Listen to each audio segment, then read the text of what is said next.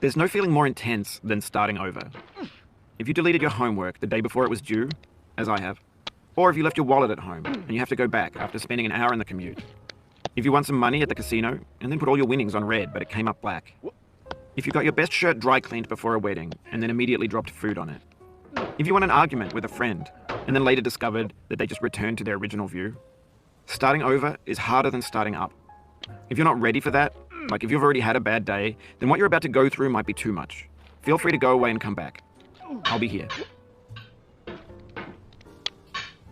Alright, thanks for coming with me on this trip. I'll understand if you have to take a break at any point. Just find a safe place to stop and quit the game. And don't worry, I'll save your progress, always, even your mistakes. This game is a homage to a free game that came out in 2002, titled Sexy Hiking. The author of that game was Jazuo, a mysterious Czech designer who was known at the time as the father of B games. And B games are rough assemblages of found objects. Designers slap them together very quickly and freely, and they're often too rough and unfriendly to gain much of a following. They're built more for the joy of building them than as polished products. In a certain way, Sexy Hiking is the perfect embodiment of a B game. It's built almost entirely out of found and recycled parts, and it's one of the most unusual and unfriendly games of its time. In it, your task is simply to drag yourself up a mountain with a hammer. And that act of climbing, in the digital world or in real life, has certain essential properties that give the game its flavor. No amount of forward progress is guaranteed. Some cliffs are too sheer or too slippery, and the player is constantly, unremittingly in danger of falling and losing everything. Anyway, when you start Sexy Hiking, you're standing next to this dead tree that blocks the way to the entire rest of the game. It might take you an hour to get over that tree, and a lot of people never got past it. You prod and you poke at it, exploring the limits of your reach and your strength, trying to find a way up and over. And there's a sense of truth in that lack of compromise.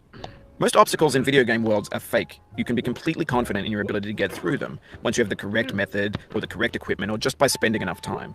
In that sense, every pixelated obstacle in Sexy Hiking is real. The obstacles in Sexy Hiking are unyielding, and that makes the game uniquely frustrating. But I'm not sure Jazuo intended to make a frustrating game. The frustration is just essential to the act of climbing, and it's authentic to the process of building a game about climbing. A funny thing happened to me as I was building this mountain. I'd have an idea for a new obstacle, and I'd build it, test it, and it would usually turn out to be unreasonably hard. But I couldn't bring myself to make it easier. It already felt like my inability to get past the new obstacle was my fault, as a player rather than as a builder. Imaginary mountains build themselves from our efforts to climb them. And it's our repeated attempts to reach the summit that turns those mountains into something real. When you're building a video game world, you're building with ideas. And that can be like working with quickset cement. You mold your ideas into a certain shape, like a baby bird being fed chewed up food. That's culture too. But on the off chance that you're playing this, what I'm saying is, trash is disposable, but maybe it doesn't have to be approachable. What's the feeling like? Are you stressed? I guess you don't hate it if you got this far, feeling frustrated. It's underrated. An orange is sweet, juicy fruit locked inside a bitter peel. That's not how I feel about a challenge. I only want the bitterness. It's coffee. It's grapefruit.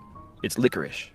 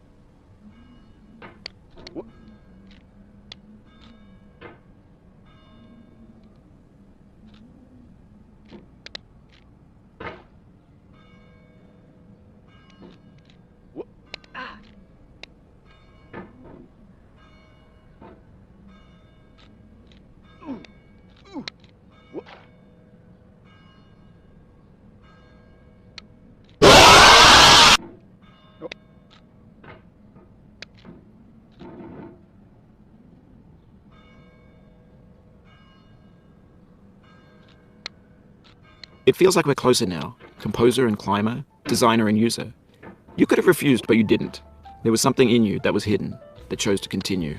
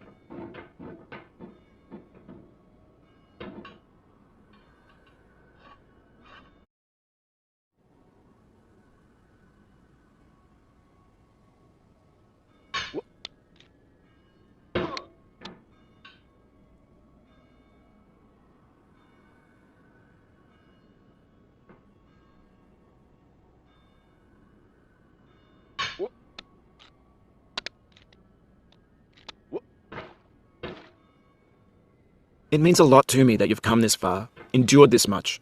Every wisecrack, every insensitivity, every setback you've forgiven me is a kingly gift that you've given me.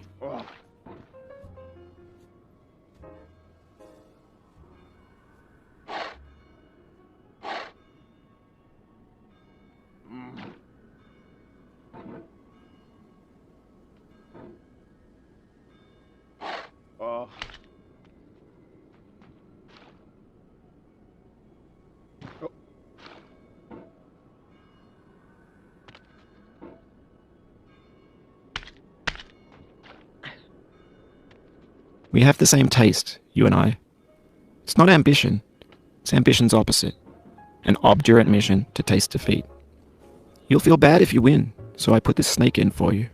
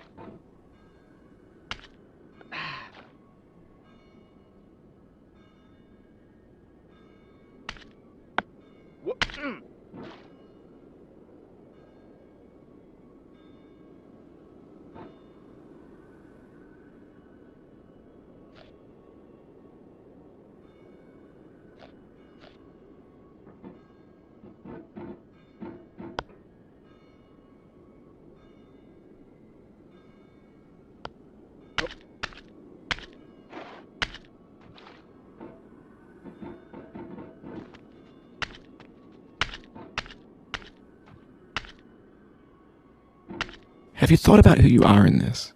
Are you the man in the pot, Diogenes? Are you his hand? Are you the top of his hammer? I think not. Where your hand moves, the hammer may not follow, nor the man, nor the man's hand. In this you're his will, his intent, the embodied resolve in his uphill ascent.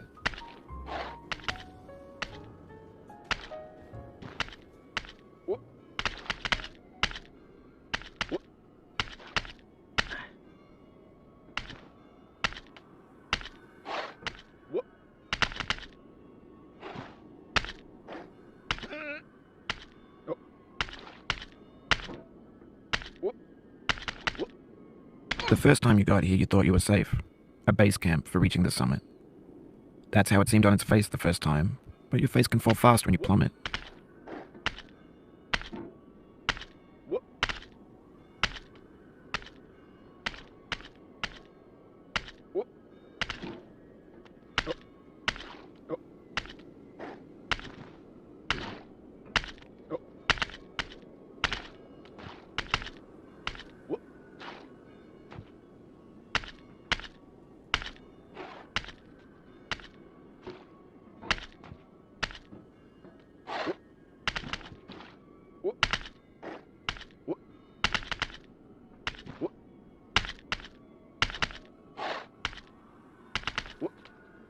Oh, you just lost a lot of progress. That's a deep frustration, a real punch in the gut.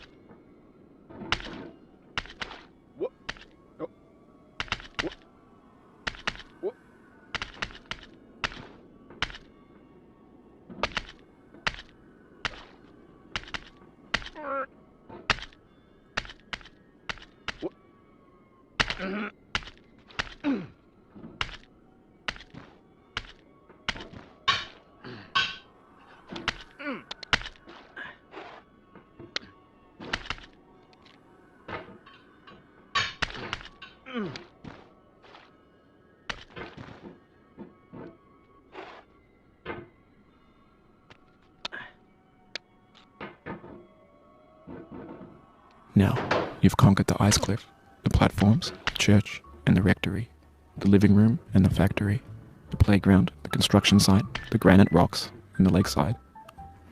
You've learned to hike. There's no way left to go but up, and in a moment I'll shut up. But let me say, I'm glad you came.